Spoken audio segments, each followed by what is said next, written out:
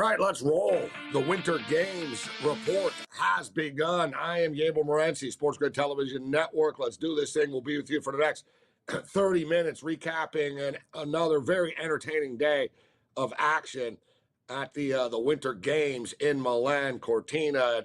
Just for the record, beautiful, just absolutely beautiful, spectacular scenery with the outdoor events. Watching the snowboarding and the skiing and stuff, just absolutely beautiful. Like, the mountains are larger than life. Like, as far as the visual is concerned, the Olympics have been great. Like, you know what I mean? And the action is just starting to pick up right now, especially for fans in North America that really focused in on the men's hockey tournament. But we got a lot of stuff to break down today. We got a lot of picks for you. We got a lot of events coming up. But let's start off by going over what happened today. And let's start off with Team USA making their men's hockey debut in this Olympic Games. They got a Latvian team that had been a problem for powers in the past. All right, Latvia, and in fact, Latvia won a bronze medal against the United States before. Latvia beaten Canada before in international tournaments. And basically, Latvia give up like 100 shots and hang on for dear life. And speaking of hanging on for dear life, so we spoke a lot about this game over the last couple of days, and I said, you know, the USA are favored by 3.5. You know, I think they're going to win by 3 or 4. I think the number is kind of like, the number is bang on, but I said, I think the way to go, because I don't think Latvia are going to be able to score much, is the under 6.5. Well, basically, it was 1-1 after a couple of minutes in this game, and the U.S. had 2 goals turned back in the first period. 2. All right, 2. One of them was like a very bad goalie interference call, but in international play, you cannot go in the crease. So just point blank, it's different. It's not the NHL. So that wasn't a bad call. By the rules, it was what it was. And in fact, it was an NHL referee that was actually doing the game today. So you can't blame, the Euros and they're soft and they don't call the game the right way. It was an NHL referee. Although he was working with European refs, with the International League refs and stuff. And some people sort of had a theory that, you know what, I'm not going to die on this hill in the first game, right? Like, the NHL refs are going to take over as it goes on and call it more the way they want it, but it is an international tournament. It's not the NHL, so the rules are different. So long story short, anybody that had the over 6.5 today in the U.S. game, and I know our boy George Kurtz did, and amongst many others, anybody that had the over, I don't like the term bad beat, that was a bad beat. Like, that was a bad beat. Like, I've been watching hockey for whatever. I don't even want to admit how long I've been watching hockey for, but a long time. And, like, that was one of those games today where I had the under 6.5, and I'm like, there's no way in hell. Like, the in-game total was like 9.5 at one point, right? I'm like, there's no way in hell this is going to happen for us. And it was just sort of like disallowed goal. USA scored, very good call by the Latvian coach. He's like, yeah, you're offside. So he challenges the goal, and he's right. USA score again a couple of minutes later. He challenges again. He says, yeah, goalie interference. He was right again. So it was like, and then the U.S. got frustrated because they were dominating the man. It was a lot like the Sweden Italy game. Like, the U.S. are like out shooting them like 24-6 type thing. And it's 1-1. And you can get frustrated when that happens. And the more the game was going on, the more Latvia was getting into it, and they weren't getting dominated anymore. And then finally the dam had to break, right? Finally the U.S. started to score some goals, and it looked like, oh yeah, this total is doomed if you're on the under. I had the under. And somehow, miraculously, the game stays under the number. Canada stayed under the number today as well. So Canada opened up with a tougher opponent. Like, the USA got Latvia, with all due respect to Latvia. They're scrappy and stuff, but it's Latvia, right? Like, they are, you know what I mean, one of the, in fact, they're like the 3rd lowest ranked team as far as the rankings are concerned coming into this tournament. So listen, the USA got a cupcake group, but they handle their business. And I'll tell you what, my thoughts about the U.S. team, very fast, a little chaotic at times, I think, but the speed of the U.S. team is something, like, for real, that is what they're going to hang their hat on. Like, if you're playing the Team USA, you better be able to skate, because these dudes are flying around. The line with the Kachuk brothers and Jack Eichel is very impressive. And they caused havoc, you know what I mean, like you thought that they would, although I would split them up personally, but it is a great line. Now, Canada, on the other hand, got the Czech Republic, who are good, right? Czechia are like a legitimate team who I think have a chance of making the podium. And Canada just dominated them, right? So it's basically, put it this way, almost in like college football terms. The USA are like a powerhouse that just opened up and played Eastern Michigan. Canada are a powerhouse and just opened up and played Oklahoma. You know what I mean? Like Canada was, 5-0 against the Czech Republic is more impressive than 5-1 against Latvia. Not that it matters, but goal differential does matter in this tournament as far as seeding is concerned as you go on. So, but Canada today, I got to tell you, like scared, the level of hockey is being played. Like if you're not really into the NHL, you should watch this and you will enjoy it. Like it's a different level of hockey. Like the NHL, basically, there's like 6 really good guys on each team. And in the Olympics, like every guy is good. Like it's next level. It's something to behold. And we all knew it was going to be a great tournament, but we're only 2 days in and we really haven't had any real matchups yet. It's going to get real, man. It's going to be fun over the next week and a half, watching, betting, and talking men's hockey. We talked about Chloe Kim last night. Chloe Kim was attempting to become the first male or female snowboarder in Olympic game history to win 3 consecutive gold medals in 3 consecutive games. Now, far be it, I'm not going to sit here and pretend, you know what I mean? Oh, yeah, she should have done this. Like she's a 2-time gold medalist. She should have, did that. I can talk hockey. I played hockey, and I can talk hockey. I don't know if I have the right to criticize snowboarders, but I do have the right to criticize somebody that I bet on. And I bet on Chloe Kim to win a gold medal. And so they have 3 runs. She's into the final in the snowboard half pipe. And you get 3 cracks at this thing. So, 3 runs on the half pipe. And it's really fast, right? So you go down, you do your tricks, boom, boom, you land and whatever. So her first run, is rock solid. She's in first place. Her second run, she goes like absolutely crazy. And I'll give her credit in a way. Like this girl died on her sword, man. Like I didn't like it when I heard the experts, the announcers, and the analysts saying, you know what? She doesn't just want to win a gold medal. She's trying to do a move that nobody's ever done before. And I'm like, no, don't do this now. And I was like, please don't try to do something crazy.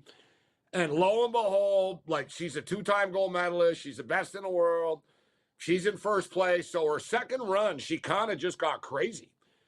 And she got literally 13 feet, 12.8 feet off the half pipe in the air. And the half pipe is already, 60 freaking feet high or whatever the hell it is. It's high. If you watch this stuff.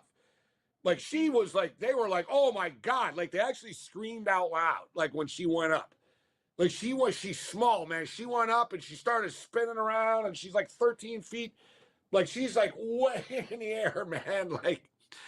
And you're oh my God. And I was she's going to crash when she falls, when she lands. She crashed. So that was her second run. And she's all smiles and stuff. And she falls to second place after. The Korean Kim, the other Kim. There was the 2 Kims. The Korean Kim nails it, surpasses her. And then so basically Chloe Kim's got to smoke her run on the 3rd run. And she did it again. She didn't play it safe. And you're the champion. And there's judges in this stuff. If Chloe Kim just basically played it safe and did her, she would have won. Right? So it upset me as someone to bet on her, but I give her credit that, you know what? She's no, I'm not just going to win boringly. I'm going to try and really do some crazy things here and really cement my status as the greatest ever. And she fell both times on the last 2 runs, and she ended up winning a silver medal when it was all said and done. But it was very entertaining to get with hockey on the other side.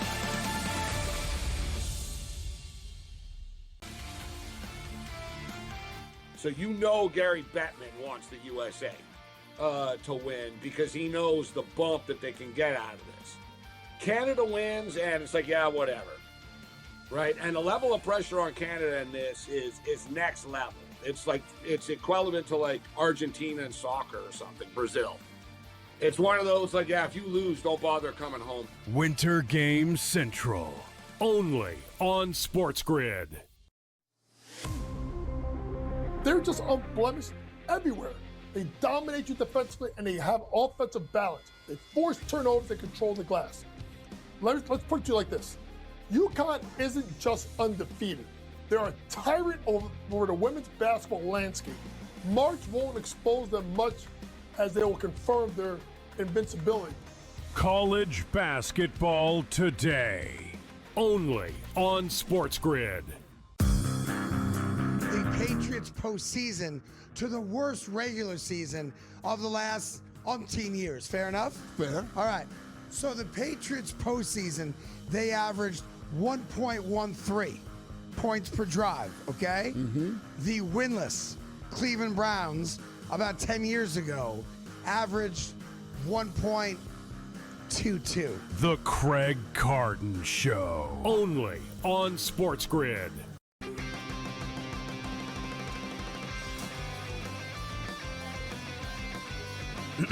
Class is in session.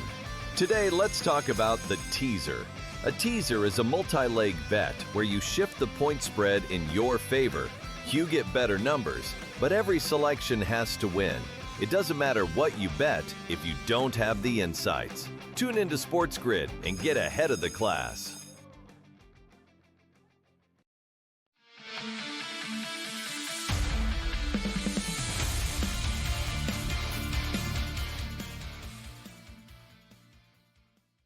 All right, we're rolling along. Winter games, man. The winter games themselves are just rolling along. It's just been like I can't believe it's been over a week already. But now that the men's hockey tournament is off and running, it's sort of getting realer right now.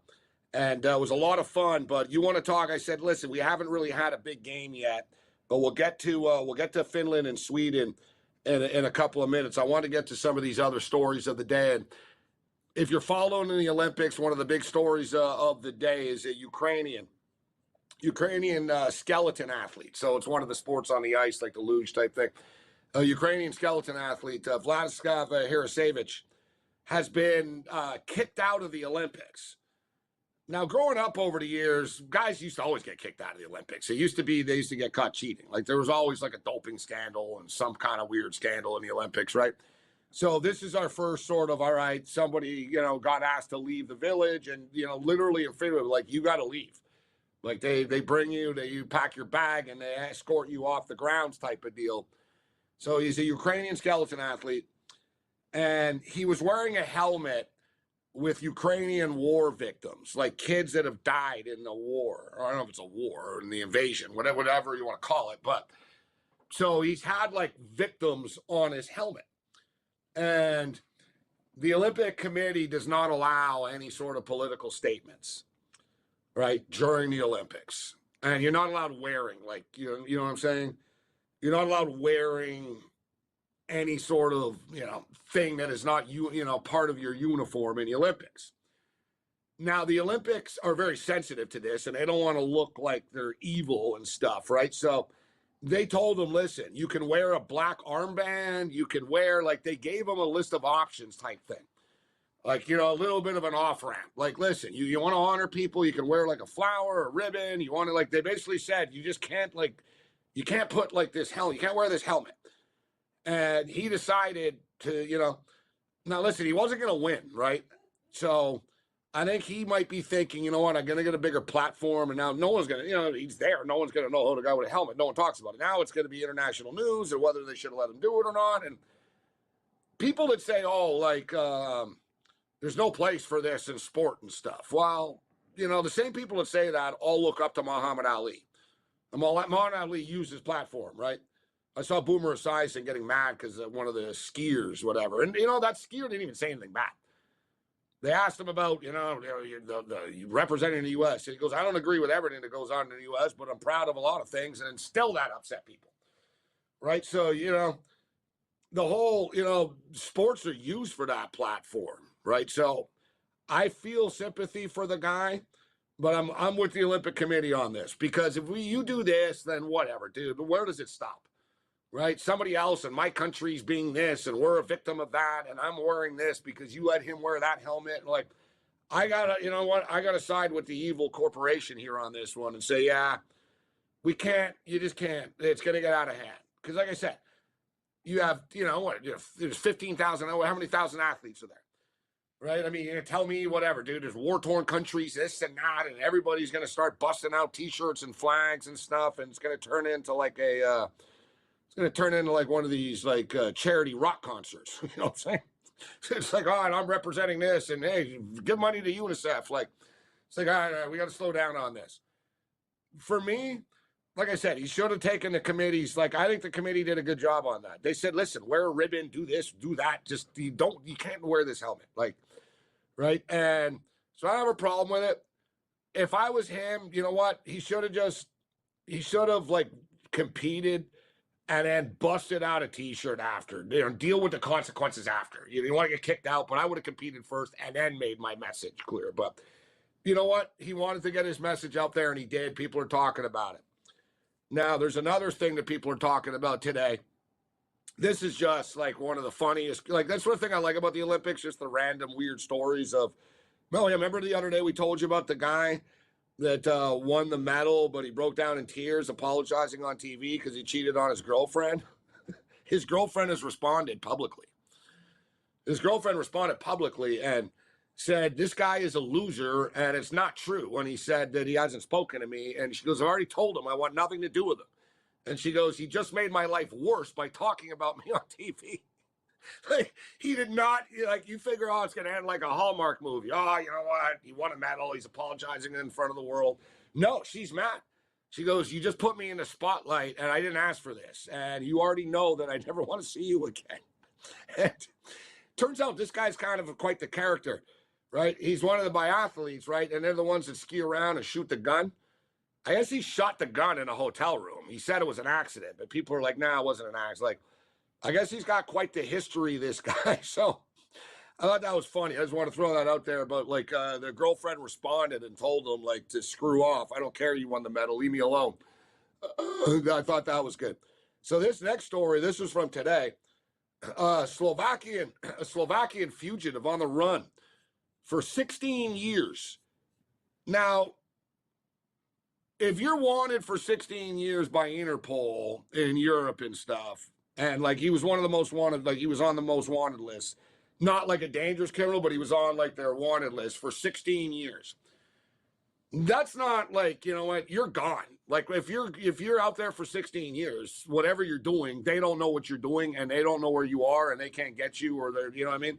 You've beaten them, right? And it's very hard in a modern era with facial recognition to do anything nowadays without getting caught. Right? Like the old days, different. You know, you can break out of jail, hop a fence, and whatever, you're gone, right? You know, they don't know where you are. Like nowadays, there's cameras, there's millions of cameras everywhere. So this guy's like a fugitive for 16 years. There was an arrest warrant issued by Italian prosecutors 16 years ago in the Cabrineri police district. He was robbing like high-end Italian boutiques and art, right? So, and he was armed.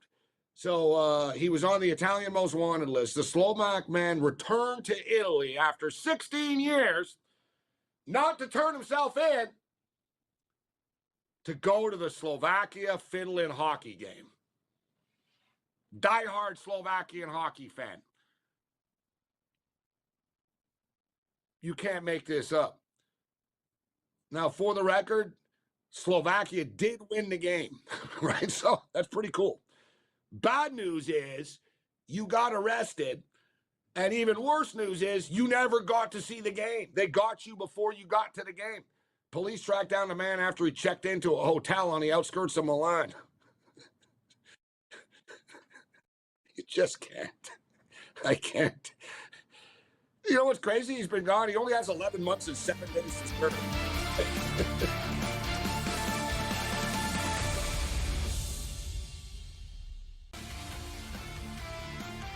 So you know Gary Bettman wants the USA to win because he knows the bump that they can get out of this. Canada wins, and it's like, yeah, whatever. Right? And the level of pressure on Canada in this is next level. It's like, it's equivalent to like Argentina in soccer or something, Brazil. It's one of those, like, yeah, if you lose, don't bother coming home. Winter Games Central, only on SportsGrid. They're just unblemished everywhere.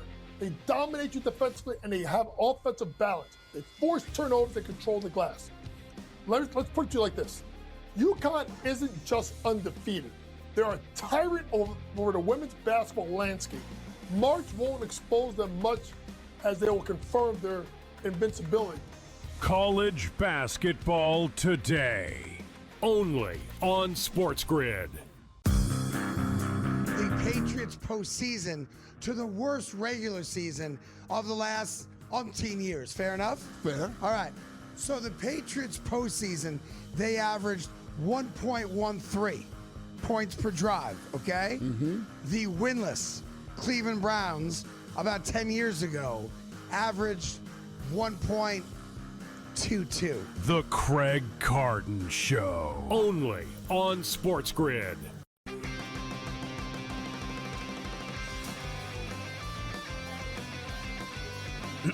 Class is in session. Today, let's talk about the teaser. A teaser is a multi-leg bet where you shift the point spread in your favor. You get better numbers, but every selection has to win. It doesn't matter what you bet if you don't have the insights. Tune into SportsGrid and get ahead of the class.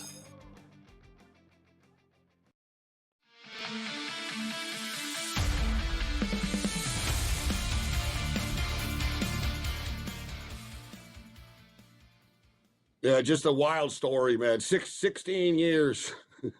16 years. Like with facial recognition, especially at the Olympics. Like seriously, dude.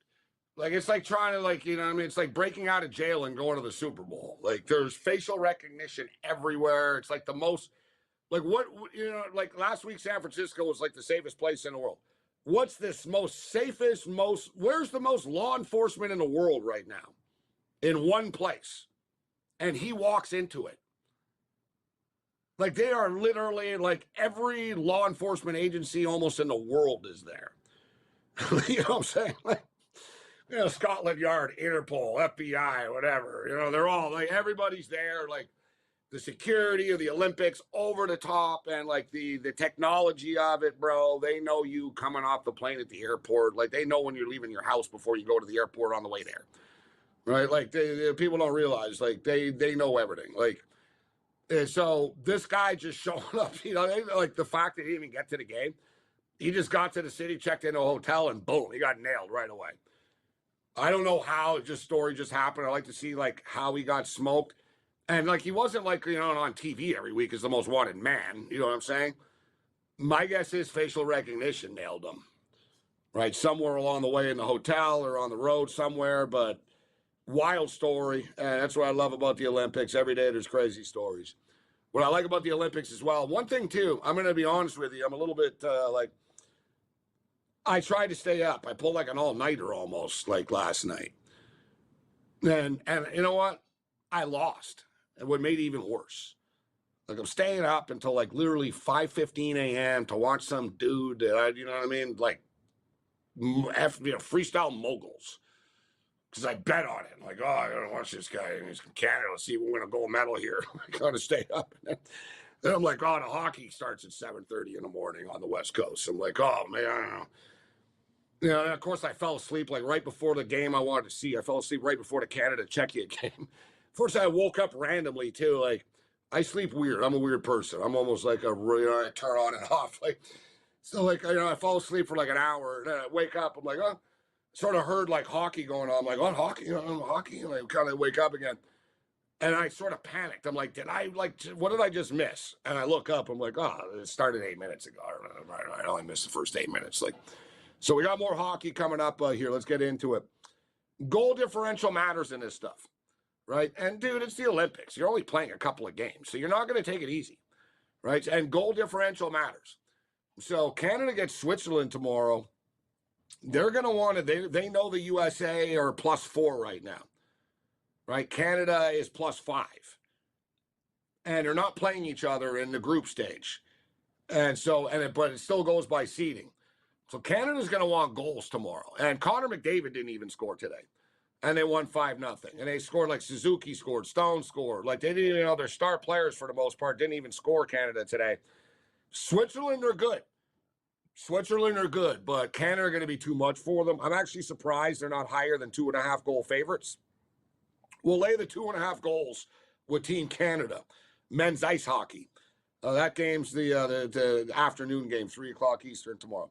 Sweden and Finland are up first in the morning. It's like 6 o'clock East Coast time in the morning. Sweden and Finland, they really don't like each other, these two countries, for real. Like, not just hockey, but like they really don't. It's like their old Viking days and all that type stuff. Like, they don't like each other. Finland have really good players, but internationally, they've been struggling. They weren't very good at the Four Nations. They have bad body language. They seem to be getting mad at each other a little bit already, like in their first game. And now they got to deal with Sweden, who are just like deeper than they are. They are arch enemy rivals when it comes to hockey. Or like USA and Canada are arch rivals in hockey now, but they don't hate each other. You know what I mean? Like the players and stuff. Like Finland and Sweden, they don't like each other. So it's going to be bitter this. Give me the Swedes to win the game. It's -193. The total's 5.5. It should be a low-scoring game.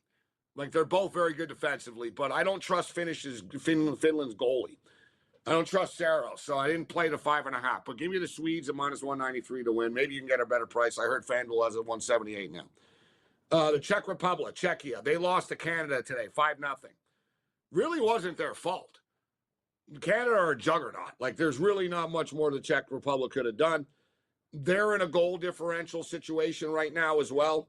They saw that Switzerland beat France 4-0 today. So now the Czech Republic lost 5-0, and they've got to get the 5 goals back. And then they're going to play Switzerland after. So this is massive for the Czech Republic tomorrow. Czech Republic's going to win this game. Like, 6-0 or something, 5-1, 6-1. Like Czech Republic rolls France tomorrow, lay the 3.5 goals. And then finally, in closing, men's curling, Canada versus the USA. Let's go over 12.5 rocks scored. Over 12.5 rocks. Program alert, no show tomorrow night. We're broadcasting soccer. We'll see you Monday.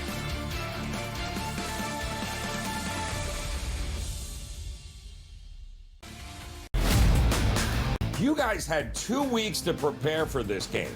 You knew you were facing a Mike McDonald defense that disguises everything, and that was your game plan, to play scared.